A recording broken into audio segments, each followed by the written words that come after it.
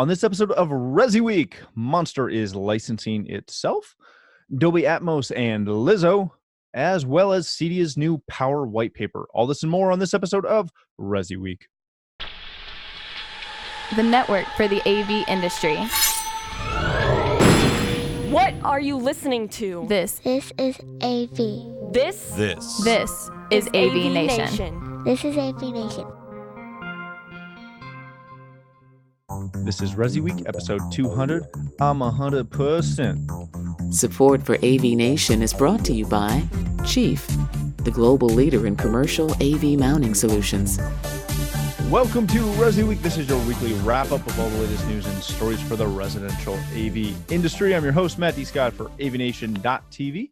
And this week, I'm pleased to be joined by my good friend and Georgia Dogs fan, Jeremy Glowacki. He's the executive editor at Residential Tech Today. How are you, sir? Doing well. Just getting through another week of football and kind of happy that a college team's doing well, even though my NFL team is not. The Colts are ready to pack it up. They're waiting on that recruiting class for next year. That's right. The draft will be good. Then we have Joe Whitaker. He is the CEO of Thoughtful Integrations. How are you, sir? I am doing well. Thank you for having me back on and letting me make everybody late to this podcast. Yeah. I wasn't going to mention your tardiness, but yeah, you were really stinking tardy. So thanks for finally showing up. You're lucky you're my friend, man. Otherwise, we would have dumped you long ago. Last but not least, we have Tim Albright. He is another friend of mine who is the co-founder of AVNation.tv, this fancy little platform. How are you, sir? I am well. And what Joe doesn't realize is that nobody would have known that he was late because it's not like we're doing it live. No, we wouldn't have told anybody at all. We totally wouldn't have weaved it into our stories like the one we're going to start with, which comes to us from CE Pro, Return of the Monster. So if you were following the interwebs last 2 weeks or so, much ado was made about likely nothing, where Monster's websites went dark and you could no longer find them. You could no longer go anywhere from that. They weren't redirecting. There wasn't a landing page. They were just gone. So, of course, Julie Jacobson reached out and wrote a little article about what's going on with Monster disappearing from the interwebs. If you've been following the Monster saga, they obviously had their highs. Then they had their lows, which included a run into cryptocurrency, which I will posture was kind of laughable at best. But notwithstanding, they are back. They have ditched their HQ in San Fran last year and are down to a much smaller, nimble company with a plan for way more licensing. So, Jeremy, I want to start with you on this one. Monster's going down that path of licensing and trying to bank on the Monster brand and licensing that to, I believe, 7 or 8 different companies currently, who are going to make a whole litany of different things. They're planning to release a bunch of this new licensed product at CES. Is this something that, is this going to work? Is licensing the Monster name going to be effective for the Monster brand? Well, yeah, I think that Monster Cable is known to a certain demographic of AV enthusiasts that are of a certain age. Like we talked a little bit before we got on this podcast that they're probably folks that are around our age, some of our ages, that the older part of our ages here, 45 to 50 plus will know the Monster Cable name more than folks that are a little younger. Now, I think Noel Lee thinks that the Monster name is just cool in general. I think that he thinks that it's just a great moniker for any product. It doesn't need to be associated with what we used to know as Monster Cable. He had to fight many times to protect that brand. There was a mini golf company, for instance, mom and pop, they got sued along the way that created quite a stir that kind of gave him a bad name. I got on that bandwagon because I thought that was terrible. But you're protecting your brand, and Monster Mini Golf is part of what looks like it's his brand, even though that's ridiculous. But he's putting it on so many things. He had Monster Mints back in the day, Monster Furniture, all these different things, and I think it worked as a point of sale. Add-on. A lot of times, people started picking up on it when there was a Circuit City in the mix, and there were a lot more retail opportunities there for AV. Can you go into the article mentions Walmart? We go into Walmart and be attracted to a product that has a Monster name on it? That's a good question. I think it's probably a little bit more noteworthy than just an off-brand that you never have heard of. It could work for certain products.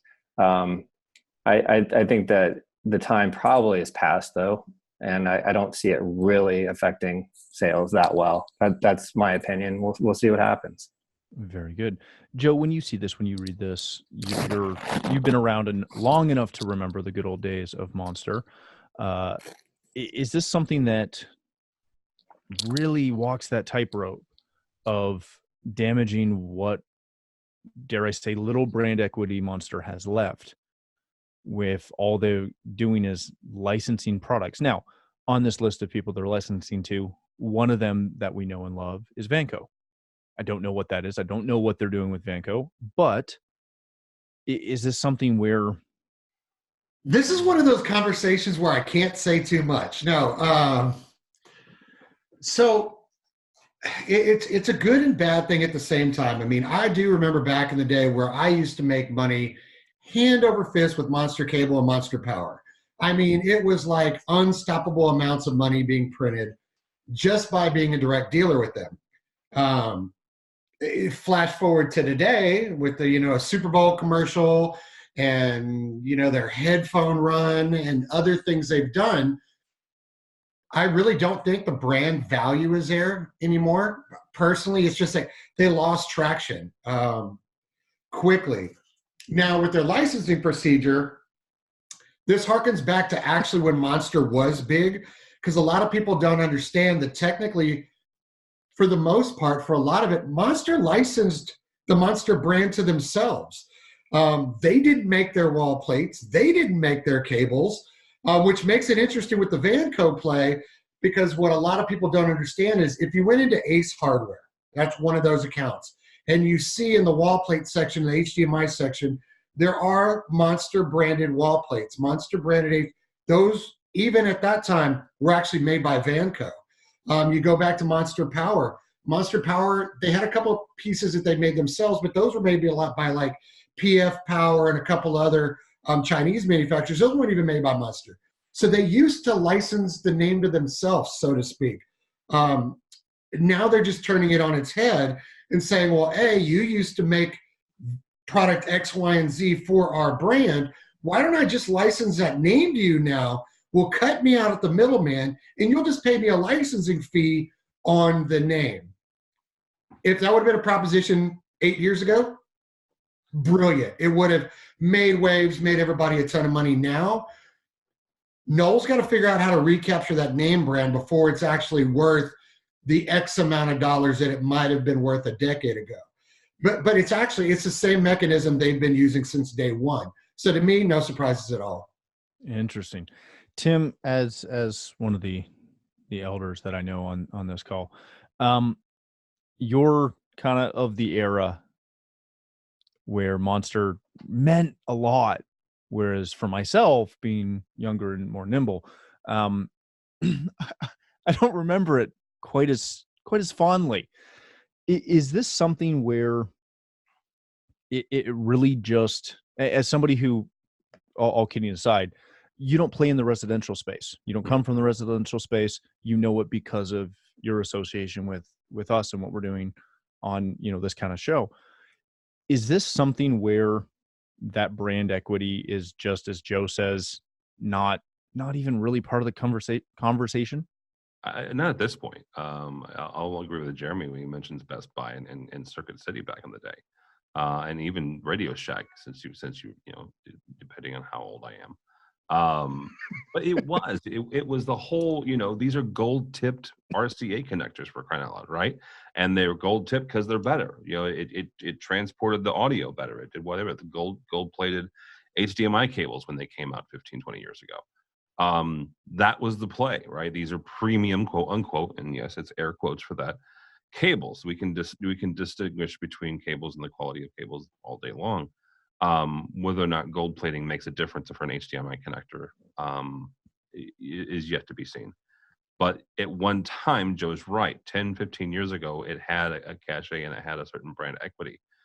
But with all the stuff, good or bad, whoever is right and wrong on that, between Monster and Beats and the two teams that fought through that legal battle, and Monster was on the losing end of that, let's be frank, I think that took a big toll on that company. I think it took a big toll on them financially and on the team. And I think this is Noel's kind of second or third or maybe even fourth chance at this point to get back some of that cachet that the Monster brand once had.